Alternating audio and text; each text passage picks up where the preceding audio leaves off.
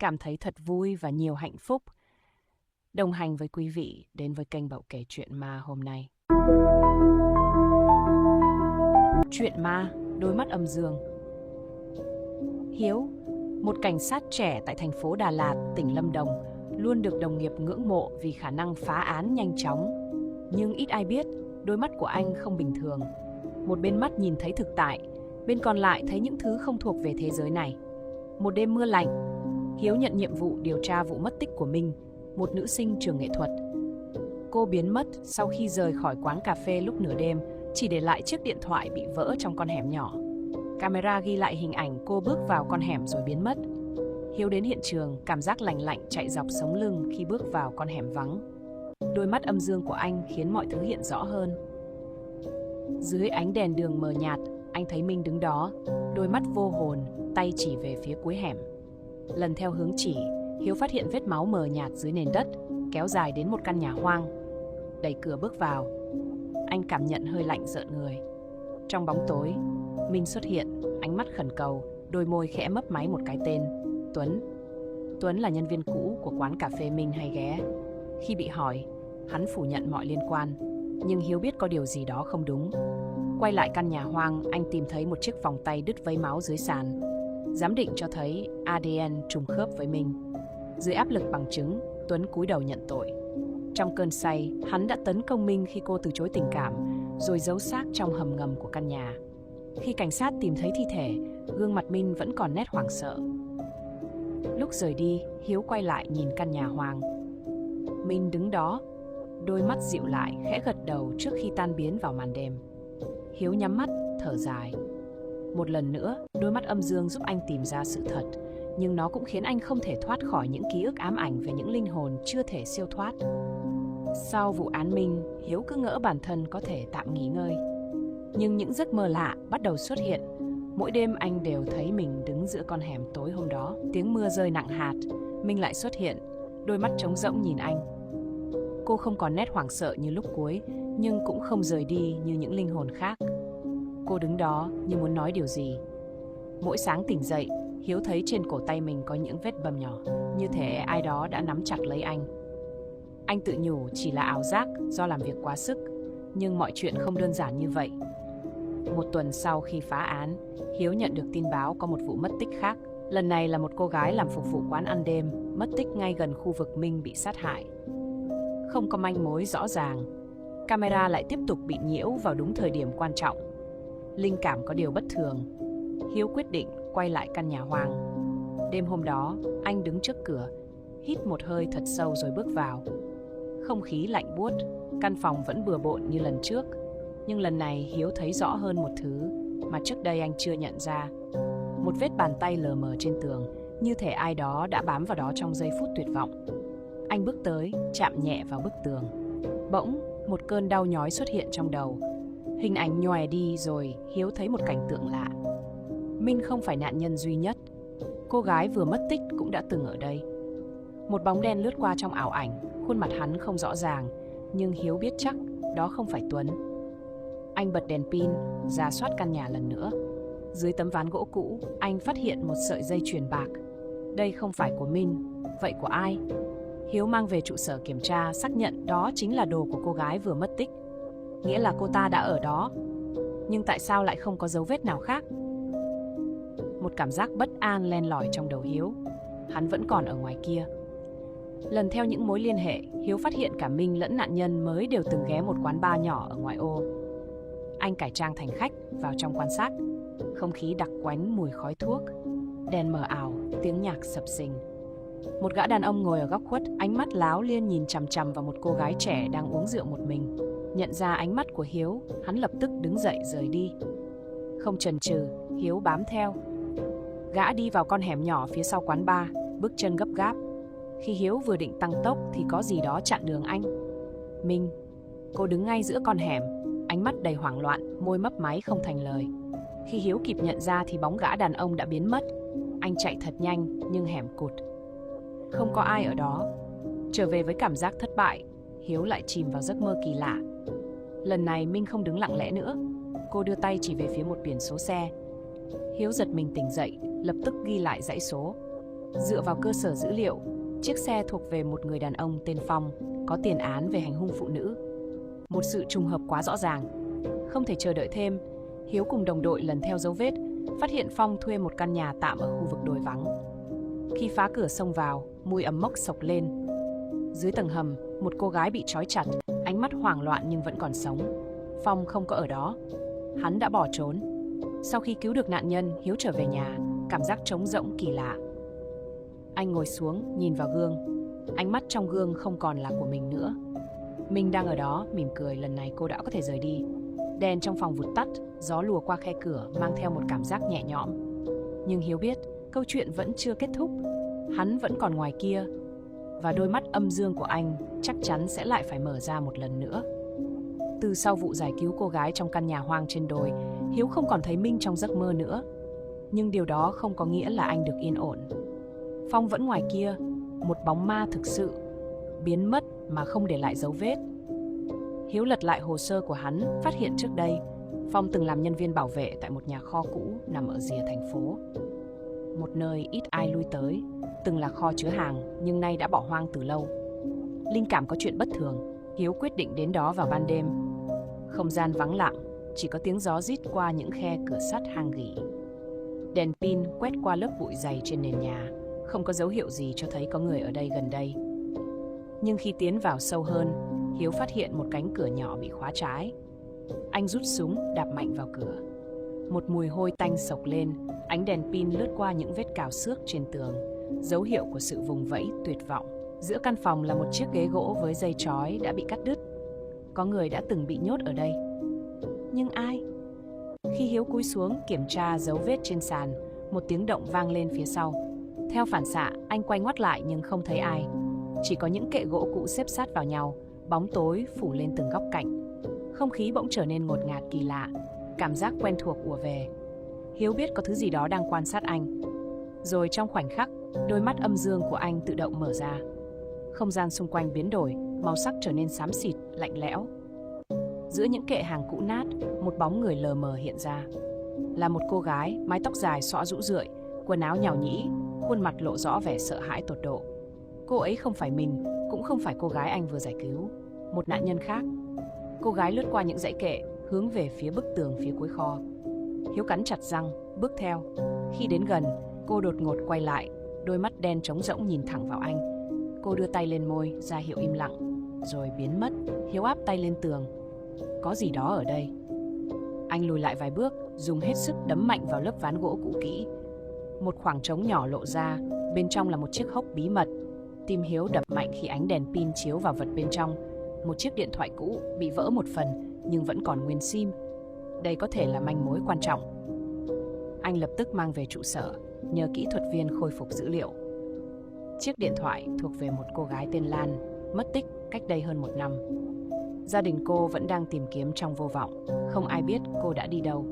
Nhưng có một đoạn ghi âm còn lưu lại dù âm thanh đã bị nhiễu khá nặng. Hiếu bật lên nghe, chỉ có tiếng thở gấp gáp, tiếng bước chân chạy vội vã, rồi giọng nói đứt quãng. Tôi bị bắt ở đây, không có lối ra, hắn sẽ quay lại, nếu ai nghe được làm ơn.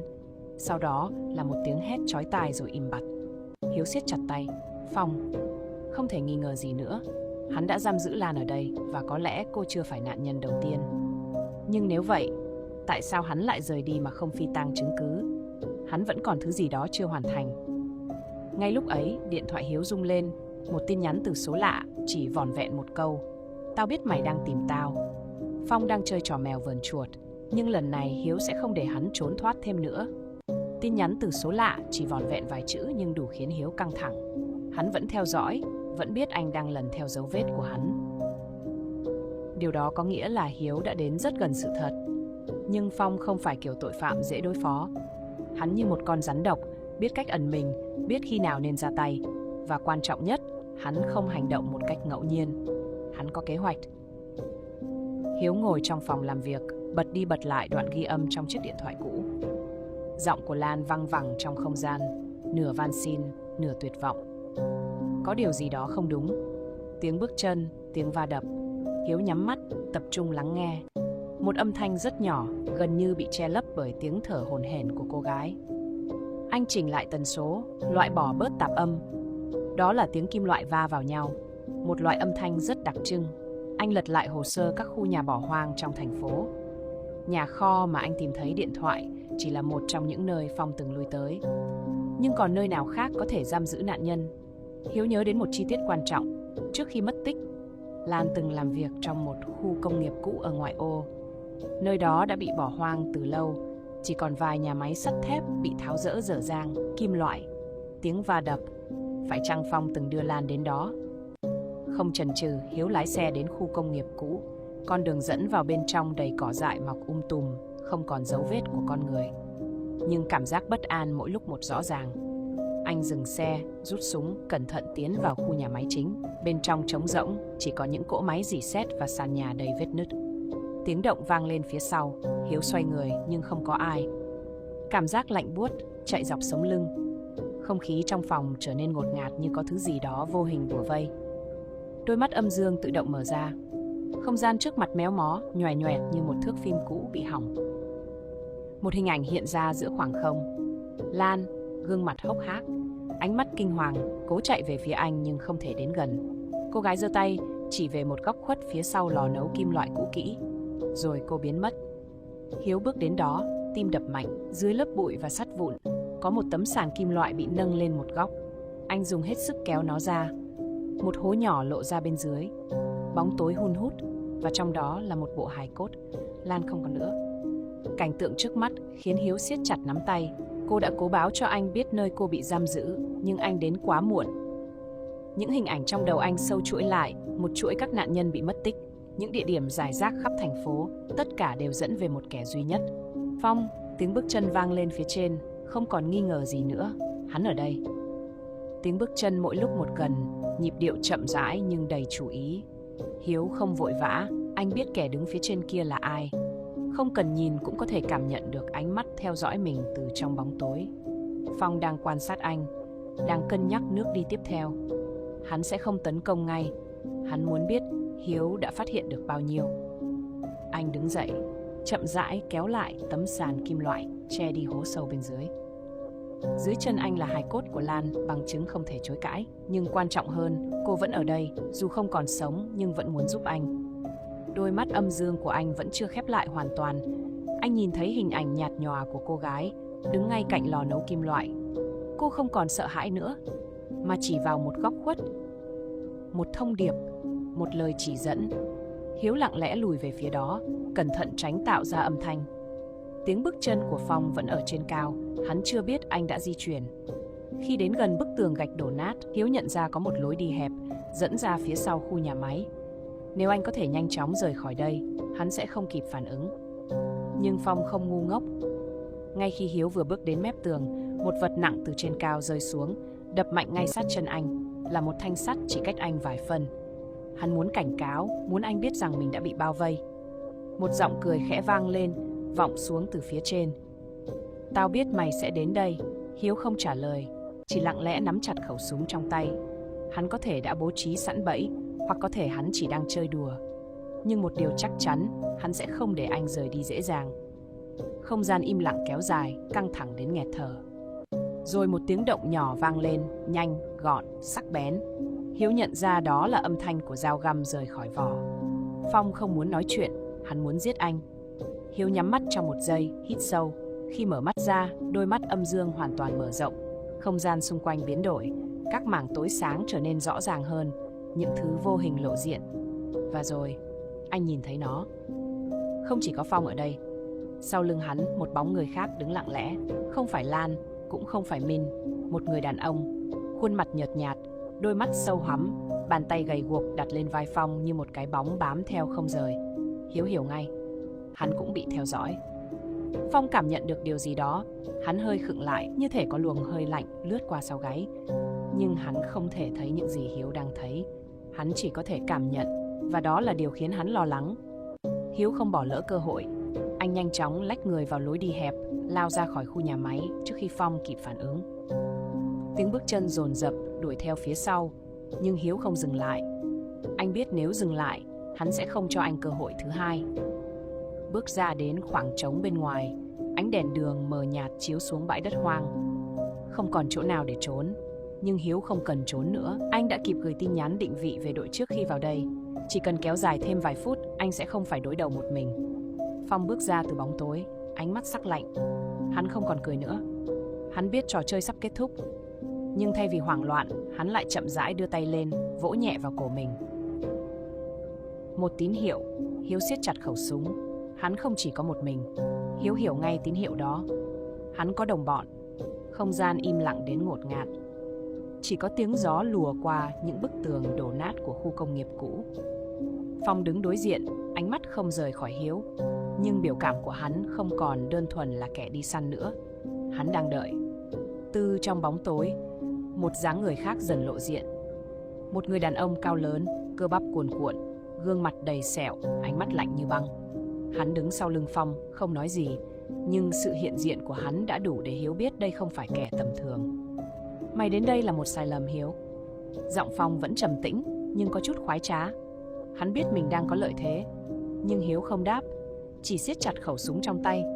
Đầu óc anh xoay chuyển nhanh chóng, đánh giá tình hình. Anh không thể đối đầu trực tiếp với cả hai. Phong nhanh nhẹn và tinh danh, còn gã kia, kẻ mà anh chưa biết tên, trông như một con quái vật, sẵn sàng nghiền nát anh bất cứ lúc nào. Mày tìm được gì dưới đó? Phong nghiêng đầu, như thể chỉ tò mò chứ không thật sự quan tâm. Hiếu vẫn im lặng.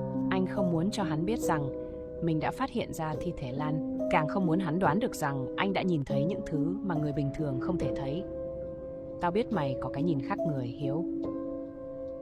Tao biết mày thấy những thứ mà tao không thấy. Hiếu giật mình. Hắn biết sao? Phong cười nhạt, ánh mắt lóe lên sự thích thú. Mày nghĩ chỉ có mày có đôi mắt đó à? Tim Hiếu đập mạnh. Từ nhỏ, anh đã biết mình khác biệt, nhưng anh chưa từng nghĩ sẽ gặp một kẻ như mình. Phong có thể thấy những linh hồn sao, hay hắn chỉ đang lừa gạt? Gã đàn ông xèo bước lên một bước, cơ thể to lớn của hắn như một bức tường che chắn phía sau Phong. Xử nó luôn đi. Lời nói lạnh lẽo vang lên, không có một chút cảm xúc. Phong nhún vai, như thể không mấy hứng thú, nhưng vẫn rút con dao găm từ trong túi áo. Vậy thì tao sẽ giúp mày đi theo con nhỏ đó. Hắn lao đến, nhanh như một cái bóng. Hiếu phản ứng tức thời, lách người sang bên và bóp cò. Tiếng súng nổ vang giữa đêm tối, viên đạn sượt qua cánh tay Phong, máu bắn ra, nhưng hắn không dừng lại. Ngược lại, hắn cười, một nụ cười đầy hứng thú. Cùng lúc đó, gã đàn ông sẹo lao đến, nắm đấm của hắn mạnh như búa tạ giáng xuống. Hiếu xoay người né, nhưng lực va chạm vẫn đủ khiến anh lảo đảo. Gã quá mạnh, anh lùi lại, giữ khoảng cách. Nếu đánh cận chiến, anh không có cơ hội. Phong liếm vết máu trên tay, ánh mắt trở nên man dại. Mày không thắng được tao đâu, Hiếu. Nhưng Hiếu không định thắng. Anh chỉ cần cầm cự đủ lâu. Từ xa, tiếng còi xe cảnh sát vang lên. Phong và gã đàn ông sẹo cùng lúc khựng lại. Cục diện thay đổi.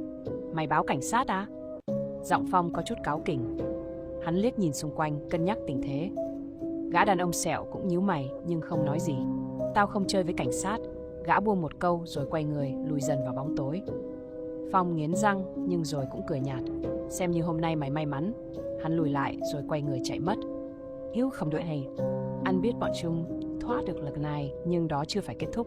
Vì một điều mà anh chắc chắn, Phong chưa bao giờ từ bỏ con mồi của hắn, và cuộc săn vẫn còn tiếp tục. Hiếu đứng lặng giữa con hẻm tối khi tiếng còi xe cảnh sát ngày một gần. Vết thương trên vai âm ỉ đau, nhưng anh không bận tâm. Những kẻ kia đã rút lui, nhưng cảm giác bất an vẫn bám lấy anh. Anh không tin bọn chúng dễ dàng bỏ qua như vậy, nhất là Phong. Bước nhanh ra khỏi con hẻm, Hiếu rút điện thoại. Màn hình nhấp nháy một tin nhắn không rõ nguồn gốc. Một chuỗi ký tự vô nghĩa, nhưng trong đó có một cái tên, Lan. Cổ họng anh khô khốc.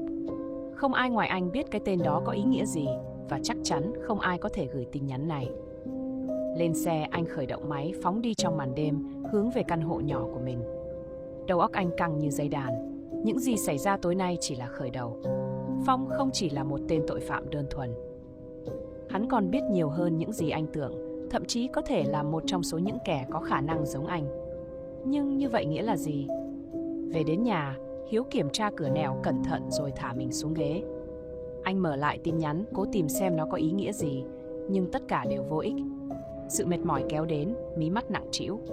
Trong cơn mơ hồ, anh nghe thấy tiếng bước chân khe khẽ trong phòng. Hiếu giật mình, tay với lấy khẩu súng bên cạnh, nhưng phòng trống không. Anh hít một hơi dài, cố trấn tĩnh. Có thể là ảo giác, nhưng khi anh quay lại màn hình điện thoại, tin nhắn ban nãy đã biến mất. Cơn lạnh chạy dọc sống lưng. Sáng hôm sau, Hiếu đến gặp một người. Ông Bảy, một thầy phong thủy có tiếng, người từng giúp anh hiểu về khả năng của mình. Hiếu kể sơ lược về những gì xảy ra, nhưng ông Bảy chỉ im lặng nhìn anh với ánh mắt khó đoán.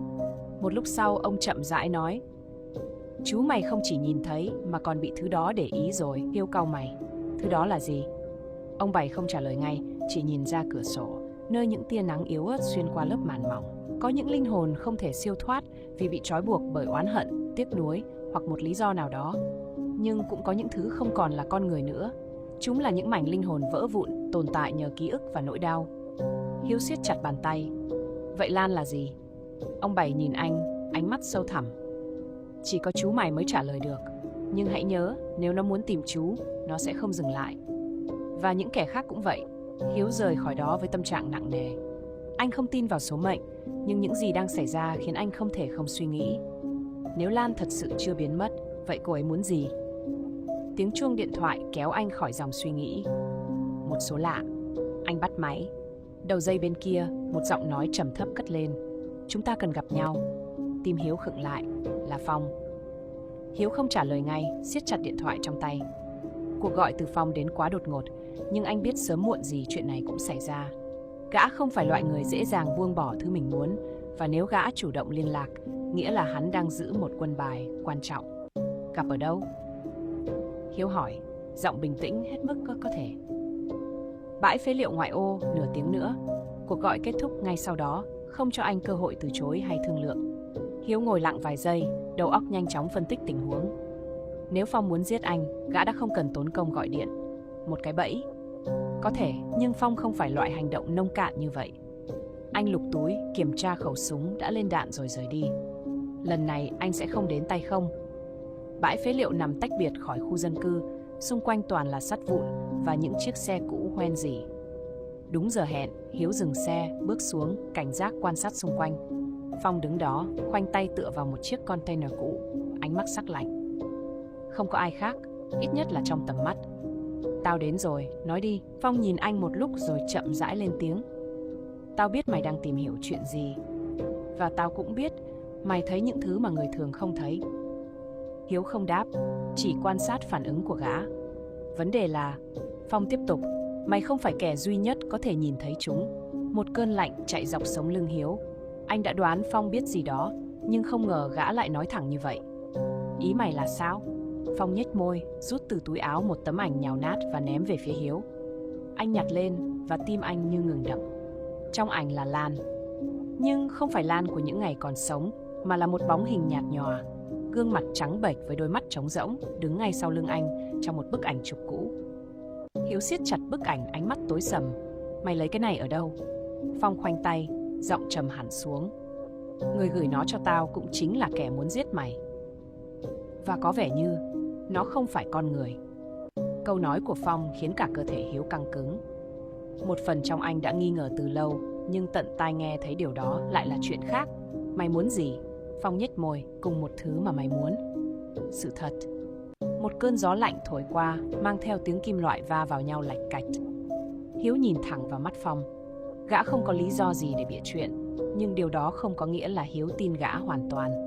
Chuyện này không chỉ là một vụ án nữa, nó là thứ gì đó lớn hơn, đáng sợ hơn, và anh không chắc mình đã sẵn sàng đối mặt với nó. Hiếu giữ chặt tấm ảnh trong tay, cảm giác lạnh lẽo từ nó dường như thấm vào da thịt. Gió vẫn thổi từng cơn qua bãi phế liệu hoang vắng, mang theo mùi kim loại gỉ sét và dầu nhớt cũ.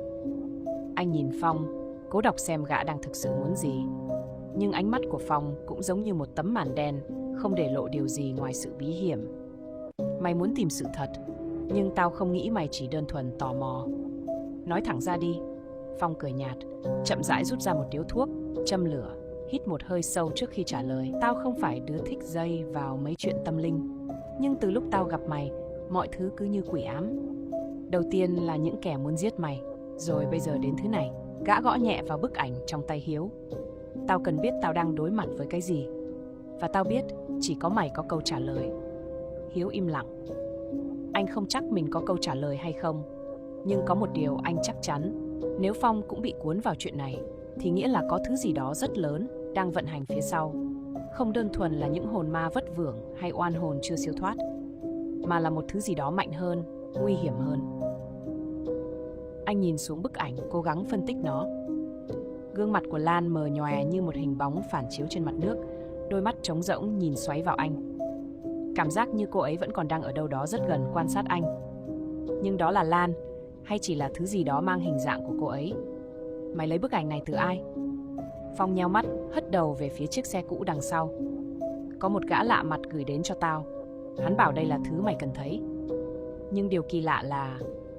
Gã ngừng lại một chút, ánh mắt trở nên nghiêm trọng hơn. Hắn đã chết từ 3 ngày trước. Cả người Hiếu cứng đờ. Chết? Bị tai nạn xe, nhưng xác thì không toàn vẹn. Giống như có thứ gì đó đã nghiền nát hắn trước cả khi chiếc xe lao xuống dốc. Một luồng khí lạnh chạy dọc sống lưng Hiếu. Không thể là trùng hợp. Người chết, bức ảnh ma quái, những kẻ truy sát anh. Mọi thứ đang dần sâu chuỗi lại, nhưng vẫn còn quá nhiều mảnh ghép chưa được lắp vào đúng vị trí. Phong dụi tàn thuốc, nhìn anh chằm chằm. Giờ thì sao? Tao không thích đứng yên chờ chết đâu. Hiếu hít một hơi dài. Anh cũng không thể chờ đợi nữa. Nếu bọn chúng đã bắt đầu ra tay, anh phải tìm cách đi trước một bước. Tối nay, tao có một nơi cần đến. Nếu mày muốn sống, thì đi cùng tao. Phong nhướng mày nhưng không hỏi thêm. Gã chỉ gật đầu rồi quay người bước về phía xe. Đêm nay, mọi thứ có thể sẽ thay đổi. Và Hiếu không chắc mình có sẵn sàng đối mặt hay không. Nhưng anh không còn lựa chọn nào khác. Bóng tối bao phủ con đường dẫn đến nơi Hiếu đã chọn. Hai bên là những dãy nhà cũ kỹ, ánh đèn đường vàng vọt hắt xuống những vũng nước đọng sau cơn mưa. Phong lái xe chậm rãi, thi thoảng liếc nhìn Hiếu, nhưng anh không nói gì. Cả hai đều hiểu, lần này không đơn thuần là một chuyến đi tìm kiếm manh mối, mà có thể là đối diện với thứ gì đó nguy hiểm rất nhiều. Nơi họ đến là một căn nhà hoang nằm ở rìa thành phố. Trước đây nó từng là một tiệm chụp ảnh cũ, nhưng đã bị bỏ hoang từ nhiều năm trước sau một vụ án mạng bí ẩn. Chủ tiệm, một gã đàn ông trung niên, được tìm thấy chết trong phòng tối với đôi mắt mở trừng trừng, gương mặt méo mó vì sợ hãi. Cảnh sát khi đó kết luận là tự sát, nhưng những người biết chuyện thì nói rằng có thứ gì đó đã theo ông ta về từ những tấm ảnh. Phong dừng xe, tắt máy, cả hai cùng nhìn về phía căn nhà. Tường bên ngoài loang lổ vết rêu bám, những ô cửa kính nứt vỡ phản chiếu ánh sáng nhấp nháy từ đèn đường. Một sự im lặng đến ngột ngạt bao trùm nơi này, như thể nó bị cắt đứt khỏi thế giới bên ngoài. Chắc mày không định nói tao vào đây để chụp ảnh chứ? Phong lên tiếng, cố giữ vẻ bình tĩnh. Hiếu không trả lời, chỉ bước xuống xe, hướng thẳng đến cánh cửa gỗ cũ kỹ. Tay anh chạm vào tay nắm cửa, một cơn lạnh buốt truyền thẳng lên cánh tay. Cửa không khóa, nó mở ra một cách chậm chạp, phát ra tiếng kẽo kẹt kéo dài. Bên trong tối đen, mùi ẩm mốc pha lẫn một thứ gì đó ngai ngái khó chịu. Hiếu bật đèn pin, ánh sáng yếu ớt quét qua không gian phủ đầy bụi bặm. Máy ảnh cũ, chân đèn, những tấm phông nền bạc màu vương vãi khắp nơi. Nhưng thứ thu hút sự chú ý của anh là một chiếc bàn gỗ nằm ở góc phòng. Trên đó có một chồng ảnh phù vải trắng. Hiếu tiến lại gần, tay nhẹ nhàng kéo lớp vải ra. Ngay lập tức, một luồng hơi lạnh phả vào mặt anh. Những tấm ảnh rải rác trên bàn, mỗi tấm đều là ảnh chụp chân dung. Nhưng điều kỳ lạ là tất cả các gương mặt trong ảnh đều bị xóa nhòa, chỉ còn lại một đôi mắt trống rỗng, đen ngòm như hố sâu vô tận. Phong cũng tiến lại, cầm một tấm ảnh lên xem kỹ, rồi dùng mình vứt nó xuống. Mẹ nó, cái này không bình thường đâu. Hiếu không trả lời. Anh lật tấm ảnh trên cùng, mắt anh dừng lại khi thấy một bức ảnh quen thuộc. Đó là Lan. Nhưng trong ảnh, gương mặt cô méo mó một cách kỳ lạ, đôi mắt đen ngòm nhìn xoáy vào anh. Rồi một tiếng lạch cạch vang lên từ góc phòng. Cả hai lập tức quay lại, đèn pin chiếu vào khoảng tối. Một cái tủ gỗ cũ kỹ đang khẽ rung, như thể có thứ gì đó đang cựa quậy bên trong. Phong lùi lại một bước, rút dao trong túi ra. Mày có chắc muốn mở nó không? Hiếu nuốt khan, nhưng tay anh đã đặt lên cánh cửa tủ từ lúc nào. Anh biết, dù có sợ hãi hay không, anh cũng không thể quay đầu nữa. Rất chậm rãi, anh kéo cánh cửa ra. Bên trong tủ một người đàn ông ngồi co quắp, đầu gục xuống, mái tóc rũ rượi che đi gương mặt. Ánh sáng từ đèn pin chiếu vào người hắn, khiến bóng đổ dài lên tường. Không khí trong phòng trở nên nặng nề hơn. Một cơn lạnh lướt qua gáy Hiếu. Phong siết chặt con dao, giọng khàn đi. Này, mày còn sống không? Không có phản hồi. Nhưng rồi rất chậm rãi, người đàn ông ngẩng đầu lên. Cả Hiếu và Phong đều cứng đờ. Đôi mắt hắn không có tròng đen, chỉ toàn một màu trắng đục. Hắn mở miệng, nhưng thay vì tiếng nói, một âm thanh khàn khàn, kéo dài như tiếng gió rít vang lên. Cả căn phòng như chìm vào bóng tối. Không khí trong phòng đặc quánh lại, như thể cả thế giới bên ngoài đã biến mất. Cái bóng của người đàn ông trong tủ kéo dài, vặn vẹo trên sàn nhà, như đang có một thứ gì đó vô hình bám lấy. Đôi mắt trắng đục của hắn nhìn thẳng vào Hiếu, không chớp. Một cơn gió lạnh buốt tràn qua, mang theo mùi tanh nồng khó chịu. Phong lùi lại, bàn tay siết chặt con dao nhưng không dám tiến lên. Hiếu đứng bất động, cảm giác như có hàng trăm cặp mắt vô hình đang dõi theo từng cử động của mình. Người đàn ông trong tủ bỗng cất tiếng, giọng hắn khàn khàn, đứt quãng như bị nghẹn lại trong cổ họng. Tại sao tụi mày lại đến đây? Căn phòng bỗng rung nhẹ, những tấm ảnh trên bàn rơi lả tả xuống đất, mặt kính của khung ảnh vỡ vụn thành từng mảnh. Phong nuốt khan, giữ chặt con dao trong tay. Mày là ai? Sao lại ở đây? Người đàn ông không trả lời ngay. Hắn nghiêng đầu, mái tóc bết dính rũ xuống, để lộ gương mặt hốc hác với làn da xám ngoét, môi khô nứt toác. Ánh đèn pin lập lòe phản chiếu vào mắt hắn, nhưng đồng tử không co lại như người bình thường. Hắn nhìn thẳng vào Hiếu, giọng nói rít lên từng chữ. Tao biết tụi bay đang tìm gì, nhưng có những thứ không nên bị đào lên. Cơn ớn lạnh chạy dọc sống lưng Hiếu. Anh cảm thấy tim mình đập chậm lại, đầu óc trống rỗng trong vài giây. Câu nói của người đàn ông như một lời cảnh báo, nhưng cũng giống một sự thách thức. Hiếu lấy lại bình tĩnh, tiến lên một bước, cố gắng giữ giọng điệu cứng rắn. Ông đang nói về cái gì? Những tấm ảnh này có liên quan gì đến vụ án của Lan? Người đàn ông khẽ rung lên, vai hắn giật nhẹ, rồi hắn phá lên cười. Tiếng cười không giống người bình thường. Nó méo mó, đứt quãng như một cuộn băng bị hỏng. Hắn cười một lúc, rồi bỗng dừng lại, ánh mắt trống rỗng xoáy sâu vào Hiếu. Cô ta đã thấy thứ không nên thấy, và giờ tụi bay cũng vậy. Không gian bỗng tối sầm lại. Một áp lực vô hình đè lên vai Hiếu, làm anh cảm thấy nghẹt thở. Đèn pin trong tay Phong chập chờn, ánh sáng loang lổ khắp phòng, như thể có thứ gì đó đang di chuyển trong bóng tối. Rồi đột nhiên, người đàn ông trong tủ chồm về phía trước. Phong phản ứng theo bản năng vung dao chém mạnh. Nhưng lưỡi dao chỉ xuyên qua không khí, như thể kẻ trước mặt không hề có thật. Một tiếng gầm trầm đục vang lên từ trong tủ, rồi căn phòng bỗng rung chuyển dữ dội. Tất cả các bóng đèn treo trên trần nhà đồng loạt nổ tung, mảnh vỡ rơi xuống như mưa. Hiếu chớp mắt, trong khoảnh khắc anh thấy thứ gì đó lóe lên sau lưng người đàn ông. Một cái bóng cao lớn, méo mó, với đôi mắt đỏ rực như than hồng. Nó không có hình dạng rõ ràng, chỉ là một mảng đen cuộn tròn như khói, nhưng đôi mắt đó đang nhìn anh. Không kịp suy nghĩ, Hiếu túm lấy tay Phong, kéo anh lùi về phía cửa. Nhưng khi vừa quay lưng lại, anh cảm nhận được một luồng hơi lạnh phả sát sau gáy. Một giọng nói thì thầm ngay bên tai. Muộn rồi. Hiếu cảm thấy một lực kéo mạnh đến mức suýt bị giật ngược ra sau. Phong cũng bị kéo theo, cả hai ngã dúi dụi xuống nền nhà. Bóng tối xung quanh trở nên đặc quánh, nuốt chửng mọi ánh sáng còn sót lại trong căn phòng. Trong khoảnh khắc hỗn loạn, Hiếu nghe thấy tiếng gõ cửa. Nhưng không phải từ bên ngoài, mà là từ bên trong chính căn phòng này. 3 tiếng gõ chậm rãi, đều đặn. Rồi mọi thứ bỗng dưng im lặng. Căn phòng chìm vào bóng tối đặc quánh, hơi lạnh len lỏi vào từng kẽ da, khiến Hiếu nổi da gà. 3 tiếng gõ cửa vang lên từ bên trong, chậm rãi, đều đặn như một nhịp điệu ma quái. Hiếu nuốt khan, hơi thở dồn dập. Phong lồm cồm ngồi dậy, ánh đèn pin trên tay lập lòe yếu ớt, chỉ đủ soi sáng một khoảng nhỏ dưới chân. Rồi đột ngột cửa tủ phát ra một tiếng cạch nhỏ, như thể ai đó vừa mở chốt. Phong theo phản xạ lùi lại, nhưng chân vấp phải thứ gì đó khiến anh ngã ngửa ra sàn. Hiếu chưa kịp phản ứng thì cánh cửa tủ từ từ mở ra, kêu ken két trong không gian chết lặng. Một bàn tay thò ra, đen đúa, gầy trơ xương với những ngón dài ngoẵng. Nó quờ quạng trong không khí, tìm kiếm thứ gì đó. Ánh đèn pin lướt qua, Hiếu thấy rõ từng vết móng tay gãy xước trên đầu ngón, như thể chủ nhân của nó đã cào cấu một thứ gì đó trong tuyệt vọng suốt một thời gian dài. Tiếng cười méo mó lại vang lên. Lần này không còn phát ra từ người đàn ông mà từ chính chiếc tủ. Cánh cửa mở rộng hơn để lộ một bóng đen lờ mờ bên trong. Nó không có hình dáng rõ ràng, chỉ là một khối đen cuồn cuộn như khói, nhưng đôi mắt đỏ rực của nó thì hiện rõ, sáng quắc trong màn đêm. Hiếu không còn phân biệt được thứ trước mắt là người hay ma quỷ nữa. Tim anh đập thình thịch, bàn tay theo bản năng tìm kiếm thứ gì đó để bấu víu. Phong bò lùi lại, mắt mở to đầy hoảng sợ. Một âm thanh rít lên, lạnh lẽo đến mức khiến cả hai người như bị đông cứng. Ra khỏi đây. Bóng đen trong tủ đột ngột lao ra. Hiếu chỉ kịp nghe tiếng gió rít bên tai trước khi toàn thân bị một luồng sức mạnh vô hình đẩy văng vào tường. Đầu anh đập mạnh, mắt hoa lên, nhưng trước khi mất đi ý thức, anh vẫn kịp nhìn thấy khuôn mặt của người đàn ông kia. Nhưng lần này, hắn không còn là chính hắn nữa.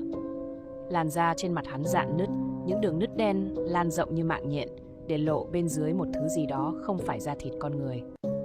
Hai con mắt trắng dã trợn ngược, miệng hắn mở ra một nụ cười méo mó. Từ bên trong, kẽ răng rỉ ra một thứ chất lỏng sền sệt đen kịt. Rồi mọi thứ tối sầm lại. Hiếu không biết mình đã ngất bao lâu. Khi mở mắt ra, anh nhận ra mình đang nằm trên nền nhà. Phong cũng bất tỉnh ngay bên cạnh. Nhưng căn phòng giờ đây đã khác. Không còn cái tủ nào cả. Không còn bóng dáng của người đàn ông kia. Mọi thứ đều biến mất như chưa từng tồn tại. Chỉ có một điều duy nhất thay đổi. Tất cả những tấm ảnh trên bàn giờ đã bị xé vụn. Và giữa những mảnh giấy rách nát đó, có một tờ giấy duy nhất còn nguyên vẹn, bị dính máu khô. Trên đó có một dòng chữ nguệch ngoạc, nét bút run rẩy như được viết bởi một bàn tay đang sợ hãi tột cùng. Đừng tìm nữa. Hiếu ngồi dậy, đầu đau như búa bổ. Tay anh vô thức quệt lên trán, nhận ra có chút máu khô dính lại. Căn phòng im mắng một cách lạ thường, khác hẳn với những gì vừa xảy ra. Phong vẫn nằm im, gương mặt nhợt nhạt, hơi thở yếu ớt nhưng ổn định. Ánh mắt Hiếu dừng lại trên tờ giấy giữa đống ảnh rách. Dòng chữ nguệch ngoạc kia như một lời cảnh báo đầy ám ảnh. Đừng tìm nữa, tìm cái gì? Ai để lại lời nhắn này? Câu hỏi xoay tròn trong đầu nhưng có một điều chắc chắn. Cả hai vừa chạm vào thứ không nên chạm. Điện thoại của Hiếu rung lên, màn hình hiển thị số của Nam, người đồng nghiệp thân cận trong đội điều tra. Anh bấm nghe, giọng Nam gấp gáp. Cậu đang ở đâu? Cái xác, nó biến mất rồi. Lạnh sống lưng, xác của người đàn ông đã chết trong khu nhà hoang. Kẻ có đôi mắt trắng dã đầy quỷ dị, nay biến mất không dấu vết. Hiếu siết chặt điện thoại, nhìn lại căn phòng trống rỗng xung quanh. Những mảnh ảnh rách nằm lăn lóc trên sàn, tất cả đều bị xé vụn ngoại trừ tờ giấy cảnh báo. Một linh cảm xấu dâng lên. Anh lay mạnh Phong dậy. Cả hai rời khỏi căn nhà hoang ngay lập tức, nhưng khi ra đến cửa, Hiếu cảm thấy có gì đó không ổn. Con hẻm tối mịt, gió thổi vi vu nhưng không gian như bị bóp nghẹt. Mỗi bước chân vang lên lại có cảm giác như có ai đó bước theo sau. Khi lên xe, Hiếu liếc qua kính chiếu hậu. Trong bóng tối, có một bóng đen đứng lặng giữa ngã ba đường, ánh mắt rực đỏ trong màn đêm. Nhưng khi anh chớp mắt, nó biến mất. Trở lại đồn cảnh sát, Nam đã chờ sẵn, gương mặt đầy căng thẳng. Không có dấu vết của kẻ nào đột nhập, không có camera nào ghi lại hình ảnh nào đáng nghi. Cái xác biến mất một cách khó hiểu, giống như chưa từng tồn tại. Hiếu nhìn Nam, giọng trầm xuống. Cậu còn nhớ những vết móng tay trên cửa phòng không? Nam gật đầu. Hiếu ném tờ giấy cảnh báo lên bàn. Giọng anh cứng rắn hơn. Tôi nghĩ chúng ta đang đối mặt với một thứ gì đó không đơn giản là một vụ án mạng bình thường. Nam nhìn tờ giấy, nét mặt tối sầm lại. Nhưng chưa kịp lên tiếng, điện thoại của anh reo vang. Đầu dây bên kia là giọng nói run rẩy của một nhân chứng. Có chuyện rồi. Người đàn ông đó, tôi thấy hắn vẫn còn sống. Một cơn lạnh chạy dọc sống lưng Hiếu. Nếu cái xác biến mất và nhân chứng tuyên bố đã nhìn thấy hắn, thì thứ mà họ đang điều tra thật sự là gì?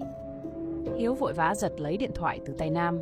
Giọng anh cứng rắn nhưng không giấu được sự căng thẳng. Anh thấy hắn ở đâu? Đầu dây bên kia là một người đàn ông trung niên. Giọng nói run rẩy như đang cố gắng kiềm chế nỗi sợ. Ở chợ đêm, gần khu nhà hoang, tôi chắc chắn đó là hắn. Hắn nhìn tôi, đôi mắt, không phải mắt người. Điện thoại tắt ngấm. Hiếu và Nam nhìn nhau, không cần nói cũng hiểu ý đối phương. Cả hai lao ra xe phóng thẳng đến khu chợ đêm. Trên đường đi, Nam gõ nhanh vào hệ thống, cố truy xuất thông tin về người đàn ông mà họ đang tìm kiếm. Nhưng điều kỳ lạ là không có bất cứ dữ liệu nào khớp với nhân dạng đó. Không hồ sơ, không tiền án, như thể hắn chưa từng tồn tại. Khi đến nơi, chợ vẫn đông đúc. Những tiếng giao hàng hòa lẫn với mùi thức ăn, ánh đèn neon chớp tắt khiến không gian vừa náo nhiệt vừa mơ hồ kỳ dị. Hiếu bước nhanh qua từng dãy hàng, mắt quét khắp nơi. Nam theo sát, tay thủ sẵn khẩu súng trong túi áo khoác. Bỗng Hiếu khựng lại. Giữa dòng người tấp nập có một dáng người cao gầy đứng quay lưng về phía họ, áo choàng đen che phủ gần hết cơ thể. Không sai, đó chính là người đàn ông mà lẽ ra đã chết. Hiếu và Nam lập tức tách ra, chậm chậm tiếp cận từ hai hướng. Nhưng ngay khi Hiếu tiến gần, người kia bỗng quay đầu lại. Đôi mắt trắng dã không tròng, làn da tái nhợt như xác chết. Hắn nhìn thẳng vào Hiếu, khóe miệng nhếch lên một nụ cười quái dị, rồi quay người bước vào con hẻm nhỏ phía sau chợ. Hiếu và Nam lao theo, nhưng khi rẽ vào con hẻm, bóng người đó đã biến mất. Chỉ còn lại một lối đi tối om, hẹp đến mức gió cũng không lùa vào được. Cả hai đứng lặng vài giây, rồi Nam khẽ rít qua kẽ răng. Hắn không phải con người. Hiếu không trả lời. Cảm giác bất an bủa vây. Anh liếc nhìn xung quanh, rồi cúi xuống nhặt lên vật nhỏ nằm lăn lóc trên mặt đất. Đó là một mảnh giấy cũ kỹ, trên đó có một nét chữ nguệch ngoạc nhưng rõ ràng: các người không nên lần theo ta. Từ trong bóng tối phía sau có tiếng cười khẽ vang lên, kéo dài và lạnh lẽo đến mức khiến cả hai người đàn ông từng đối mặt với vô số vụ án mạng rùng mình. Hắn vẫn ở đây, và hắn đang chơi đùa với họ. Hiếu siết chặt mảnh giấy trong tay, cảm giác lạnh buốt lan từ đầu ngón tay lên tận gáy. Nam khẽ liếc nhìn xung quanh, ánh đèn đường vàng vọt không đủ xua đi cái tối đen của con hẻm hẹp. Gió không thổi, nhưng không khí nặng trĩu, ngột ngạt đến khó thở. Cả hai im lặng một lúc lâu, dường như đang nghe ngóng một điều gì đó. Nhưng ngoại trừ tiếng bước chân vội vã của những người đi ngoài chợ, phía sau họ là một khoảng không im lặng đến đáng sợ. Nam khẽ nghiến răng, trong lòng không thể phủ nhận cảm giác bất lực đang trỗi dậy. Họ đã từng đối mặt với những kẻ sát nhân xảo quyệt nhất, những vụ án bí ẩn đến mức gần như không có lời giải, nhưng chưa từng có thứ gì giống như thế này. Một kẻ đã chết, một bóng ma biết cười, biết để lại tin nhắn đe dọa. Hắn không đơn thuần là một linh hồn, hắn thông minh và có mục đích rõ ràng.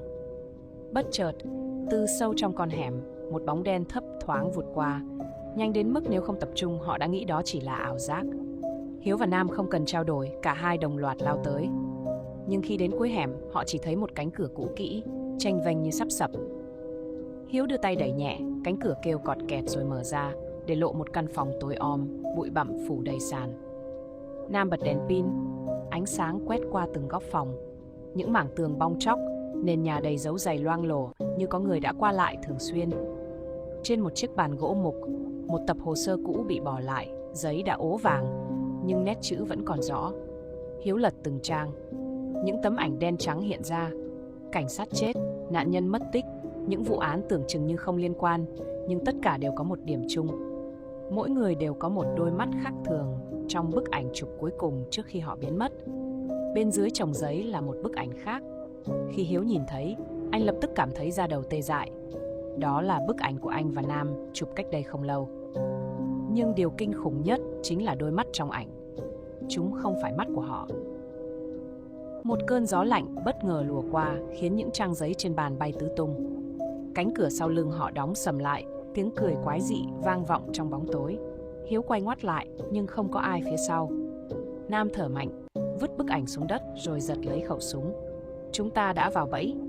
Hiếu không nói gì, nhưng trong lòng anh cũng biết rõ. Người đàn ông đó, hay đúng hơn là thứ đang ám theo họ, không còn là con người nữa. Nó đã chuẩn bị tất cả những thứ này từ trước, và giờ nó đang chờ họ mắc thêm sai lầm. Bên ngoài căn phòng đổ nát, gió rít từng cơn qua khe cửa, mang theo âm thanh thì thầm nghe như giọng nói ai đó đang cười khẩy.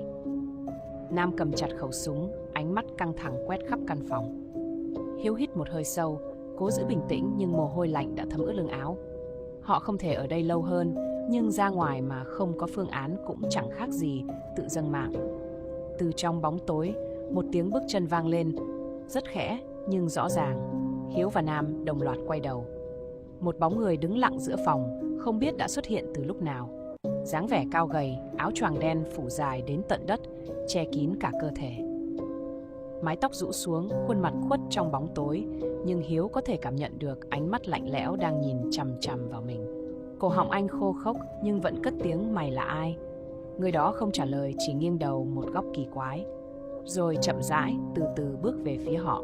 Bước chân không có tiếng động, như thể hắn đang lướt đi thay vì bước thật sự. Nam không chờ đợi, lập tức giương súng, bóp cò. Tiếng nổ vang dội trong không gian chật hẹp. Nhưng viên đạn chỉ xuyên qua người hắn, không để lại bất kỳ dấu vết nào. Cái bóng vẫn tiếp tục tiến đến, không nhanh, không chậm, Nhưng từng bước đi của hắn làm không khí trong phòng như đặc quánh lại. Không ổn rồi. Đây không phải thứ mà họ có thể đối phó bằng cách thông thường. Hiếu kéo mạnh Nam về phía sau, mắt đảo nhanh để tìm lối thoát. Không thể quay lại cửa chính vì đã bị chặn, cửa sổ thì bị đóng chặt bằng những thanh gỗ mục. Nhưng nếu không hành động ngay, họ sẽ bị dồn vào góc chết. Bất ngờ, cái bóng kia dừng lại. Hắn nghiêng đầu thêm một chút, như thể đang quan sát họ dưới một góc độ khác. Rồi từ từ trong bóng tối một nụ cười nhếch lên. Đó không phải nụ cười của con người. Miệng hắn kéo dài rộng đến mức phi lý, để lộ hàm răng trắng nhởn sắc như lưỡi dao.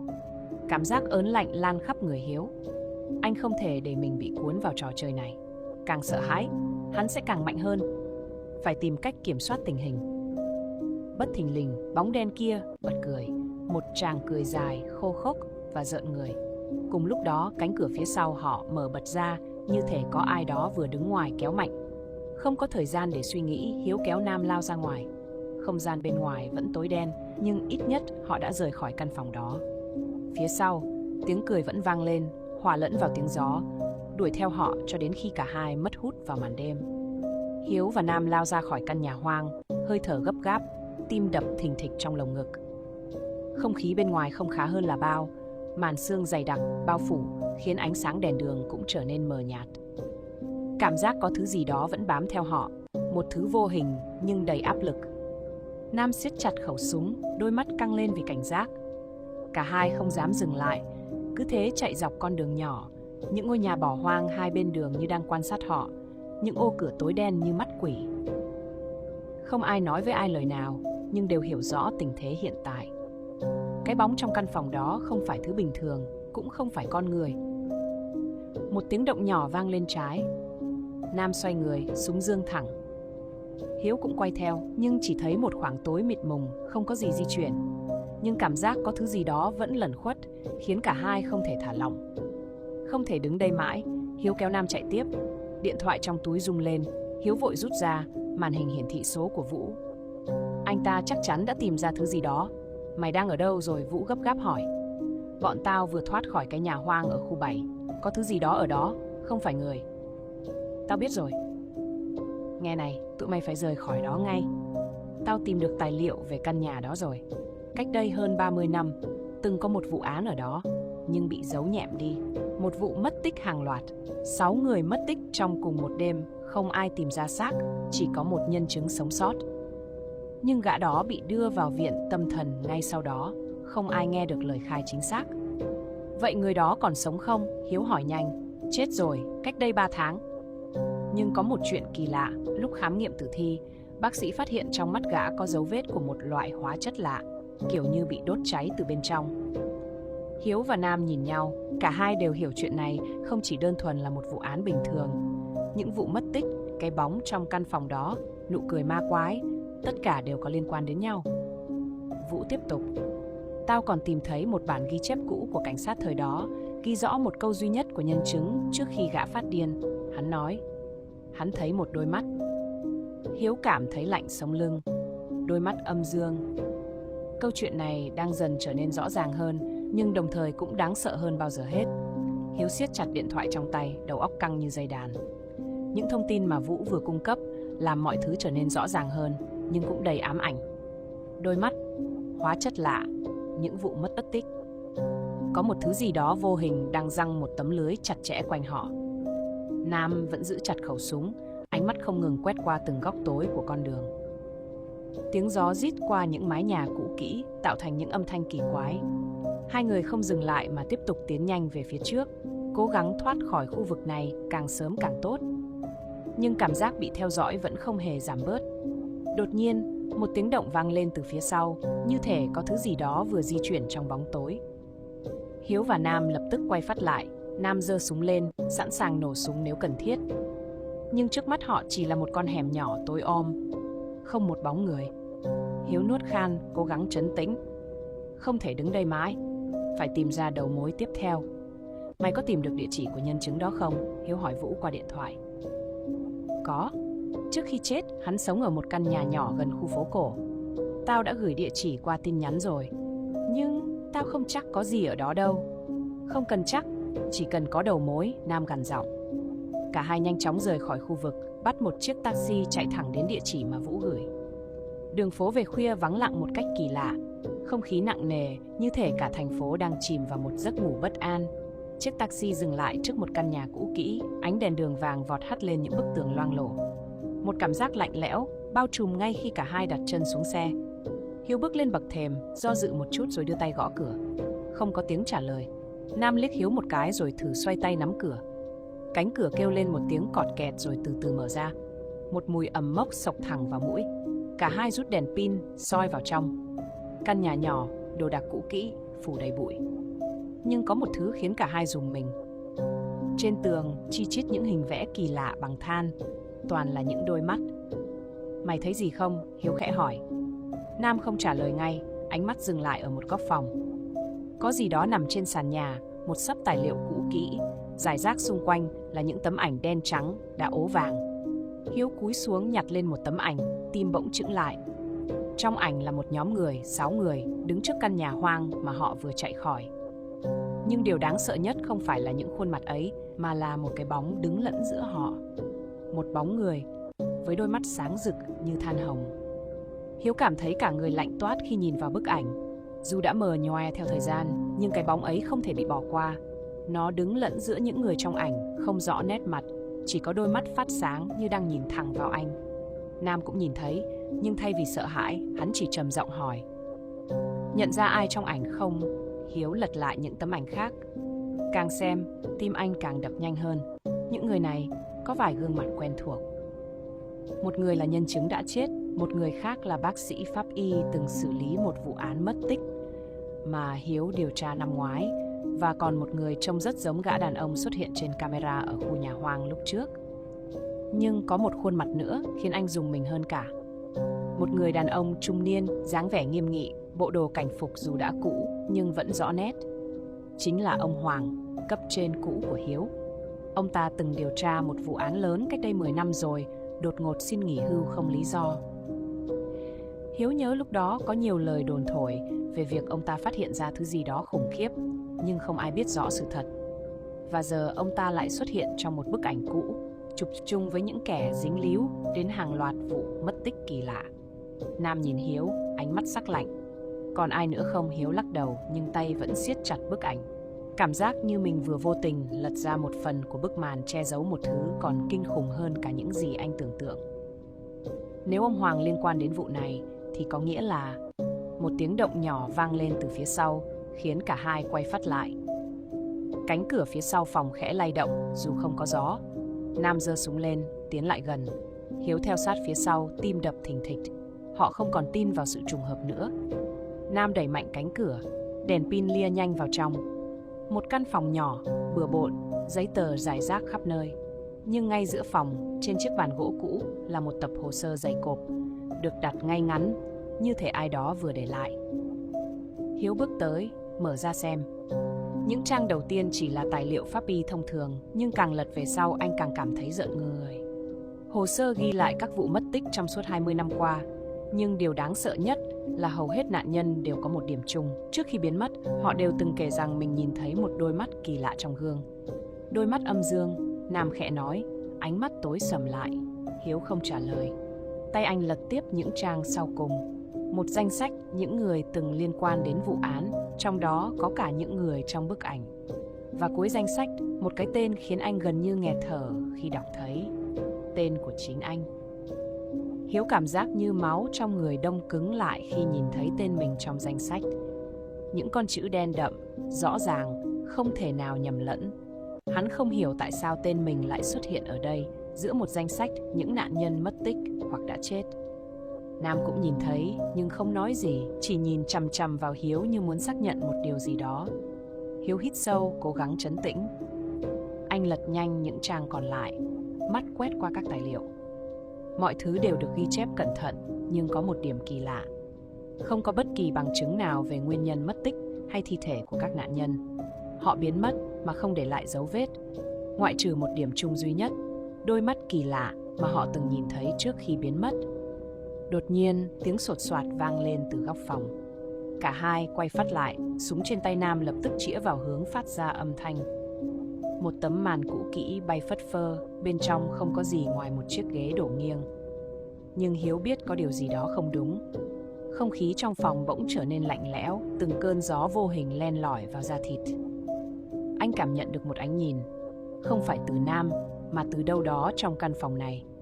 Nam tiến lên, đá mạnh chiếc ghế sang một bên. Dưới nền nhà, có thứ gì đó lấp lánh phản chiếu ánh đèn pin. Hiếu cúi xuống, nhặt lên một mảnh kính vỡ. Anh nhìn vào nó theo bản năng và ngay lập tức cảm thấy rợn tóc gáy. Trong tấm kính, phản chiếu không chỉ có hình ảnh của anh, mà còn có một bóng người đứng ngay phía sau. Hiếu giật bắn, quay ngoắt lại, nhưng không có ai ở đó. Anh quay lại nhìn vào mảnh kính, và cái bóng vẫn ở đó, đứng im, đôi mắt tối đen như hai hố sâu không đáy. Không có gương mặt, không có hình dạng rõ ràng, chỉ có đôi mắt đang nhìn anh, như thể đang chờ đợi điều gì đó. Nam chợt giật mạnh mảnh kính khỏi tay Hiếu, ném thẳng xuống sàn. Âm thanh vỡ vụn vang lên, phá tan sự im lặng đáng sợ. Hiếu thở dốc, bàn tay lạnh toát. Nam nhìn anh, giọng trầm xuống. Chúng ta cần rời khỏi đây ngay. Không cần thêm lời nào, cả hai nhanh chóng rời khỏi căn phòng. Nhưng khi vừa bước ra hành lang, một âm thanh kỳ lạ vang lên sau lưng. Một tiếng cười khẽ, méo mó và đầy ám ảnh. Hiếu quay lại, nhưng hành lang trống trơn, chỉ có bóng đèn lập lòe trong đêm tối. Lần này, anh chắc chắn rằng họ không còn đơn độc nữa. Hiếu và Nam rời khỏi căn phòng với bước chân gấp gáp, nhưng cảm giác lạnh lẽo vẫn bám theo họ như một cái bóng. Dọc hành lang tối tăm, ánh đèn pin trên tay Nam run rẩy theo từng chuyển động, phản chiếu lên những bức tường loang lổ. Cả hai không nói gì, nhưng đều cảm nhận rõ một điều, có thứ gì đó đang theo dõi họ. Hiếu cố gắng điều hòa nhịp thở, nhưng tim anh đập mạnh đến mức có thể nghe thấy trong lồng ngực. Anh biết rõ cái cảm giác này. Cảm giác khi một thứ vô hình nhưng đầy ám ảnh đang ở ngay sau lưng, chỉ chờ thời điểm thích hợp để lộ diện. Một tiếng động vang lên phía cuối hành lang. Hiếu giật mình quay lại, nhưng tất cả những gì anh thấy chỉ là một cánh cửa khép hờ. Một làn gió nhẹ thổi qua, làm nó khẽ rung rinh. Anh nheo mắt nhìn vào bóng tối bên trong, nhưng chẳng có gì ngoài một khoảng trống đen kịt. Nam tiến lên trước, súng sẵn sàng trong tay, bước đến cánh cửa và dùng chân đẩy mạnh. Cánh cửa mở toang để lộ một căn phòng đầy bụi bặm với những kệ sách phủ đầy mạng nhện. Nhưng ngay khi đèn pin lia qua, Hiếu lập tức nhìn thấy nó, một bức chân dung cũ kỹ treo trên tường. Trong tranh là một người đàn ông, gương mặt nghiêm nghị, mặc một bộ đồ truyền thống đã sờn màu. Nhưng điều khiến Hiếu lạnh gáy chính là đôi mắt của ông ta. Một đôi mắt trống rỗng, không có tròng đen, không có cảm xúc, chỉ là hai hốc sâu hoắm như thể đã bị rút hết linh hồn. Nam cũng nhìn thấy. Anh lầm bầm gì đó rồi tiến lại gần bức tranh, nhưng chưa kịp chạm vào, một luồng gió lạnh đột ngột ập đến. Cánh cửa phía sau họ đóng sầm lại, mạnh đến mức rung chuyển cả căn phòng. Cả hai quay phát lại. Không ai chạm vào cánh cửa, vậy thì ai đã đóng nó? Không gian bỗng trở nên im lặng đến nghẹt thở. Rồi một âm thanh khẽ vang lên, một tiếng thì thầm mơ hồ, như thể ai đó đang nói chuyện ngay bên tai họ. Hiếu nín thở. Anh không hiểu mình đang nghe gì, nhưng từng chữ một vang lên rõ ràng. Trả lại cho ta, trả lại đôi mắt của ta. Một cảm giác ớn lạnh chạy dọc sống lưng. Hiếu nhìn sang Nam, thấy sắc mặt anh ta cũng trắng bệch. Nam nhanh chóng kiểm tra khẩu súng, như thể việc đó có thể khiến anh an tâm hơn. Nhưng Hiếu biết rõ, súng đạn chẳng thể làm gì trước thứ mà họ đang đối mặt. Bỗng, một chuyển động nhẹ làm Hiếu đông cứng. Anh từ từ quay lại nhìn bức tranh. Và ngay lúc đó, anh thấy rõ ràng đôi mắt trong tranh, đôi hốc trống rỗng ấy, đang bắt đầu thay đổi. Chúng đang dần có màu, một lớp đen lan rộng, tạo thành hai con người u tối, sâu hun hút, như muốn hút lấy linh hồn của người đối diện. Rồi, từ bên trong tranh, một bàn tay gầy guộc thò ra. Một bàn tay thật sự, xương xẩu và tái nhợt, với móng tay dài ngoằn ngoèo như móng vuốt của loài dã thú. Không chần chừ, Nam giơ súng bóp cò. Một tiếng nổ chát chúa vang lên, nhưng viên đạn chỉ xuyên qua bức tranh, làm rách một phần vải mà không để lại dấu vết gì khác. Nhưng ngay sau đó, một tiếng cười khe khẽ vang lên. Một âm thanh méo mó, xa xăm, vọng lại từ trong tranh. Rồi bàn tay thứ hai xuất hiện. Không thể chần chừ thêm, Hiếu kéo mạnh Nam ra khỏi căn phòng. Họ lao đến cánh cửa, cố gắng mở nó, nhưng nó đã bị khóa chặt từ bên trong. Tiếng cười trong tranh ngày một to hơn, như thể thứ bên trong đang vô cùng thích thú với sự hoảng loạn của họ. Hiếu điên cuồng đập vào cửa, nhưng nó không hề nhúc nhích. Nam quay lại, rút con dao bên hông, chém mạnh vào bức tranh. Vải rách toạc, nhưng thay vì chỉ là một bức họa, đằng sau lớp vải là một gương mặt thật, một gương mặt khô quắt, với đôi mắt đen ngòm đang nhìn thẳng vào họ. Rồi miệng nó mở ra, một tiếng thét chói tai vang lên, khiến mọi thứ xung quanh rung chuyển. Căn phòng tối sầm lại, gió lạnh rít lên như những lưỡi dao cắt vào da thịt. Hiếu cảm thấy cơ thể mình bị hút mạnh về phía bức tranh. Một lực vô hình kéo anh về phía đôi mắt đang mở to kia. Nam cũng bị ảnh hưởng, nhưng anh kịp phản ứng. Anh rút ra một vật gì đó trong túi áo, một lá bùa cũ kỹ, rồi nhanh chóng ném thẳng về phía bức tranh. Ngay khi lá bùa chạm vào, một luồng sáng bùng lên, thiêu rụi gương mặt ma quái. Căn phòng rung chuyển dữ dội, rồi tất cả chìm vào bóng tối. Khi Hiếu mở mắt, anh thấy mình đang nằm giữa hành lang, còn Nam thì thở dốc bên cạnh. Cánh cửa căn phòng giờ đã mở toang, bên trong trống rỗng. Không còn bức tranh, không còn tiếng cười, chỉ còn lại một khoảng tối hun hút. Hiếu và Nam ngồi bệt xuống sàn, hơi thở gấp gáp. Mọi thứ dường như đã kết thúc, nhưng một cảm giác bất an vẫn len lỏi trong tâm trí. Hiếu nhìn lại cánh cửa căn phòng, nơi bức tranh từng treo. Giờ đây chỉ còn lại một khoảng trống đen ngòm. Anh cố trấn tĩnh, nhưng không thể xua đi cái cảm giác rằng họ chưa thực sự thoát khỏi thứ quỷ quái kia. Nam lặng lẽ nhặt lại lá bùa, nhìn nó đã cháy xém một góc. Anh quay sang Hiếu, ánh mắt đầy cảnh giác. Chúng ta phải đi khỏi đây ngay lập tức. Hiếu gật đầu, đứng dậy, nhưng khi vừa xoay người bước đi, anh cảm nhận được một thứ gì đó lạnh buốt lướt qua gáy. Một hơi thở. Không ai nói thêm lời nào, cả hai chạy khỏi hành lang tối tăm, lao ra khỏi tòa nhà cũ kỹ. Cánh cửa phía sau khẽ rung nhẹ, như thể có thứ gì đó đang lặng lẽ quan sát. Và rồi trong bóng tối, đôi mắt ấy lại mở ra.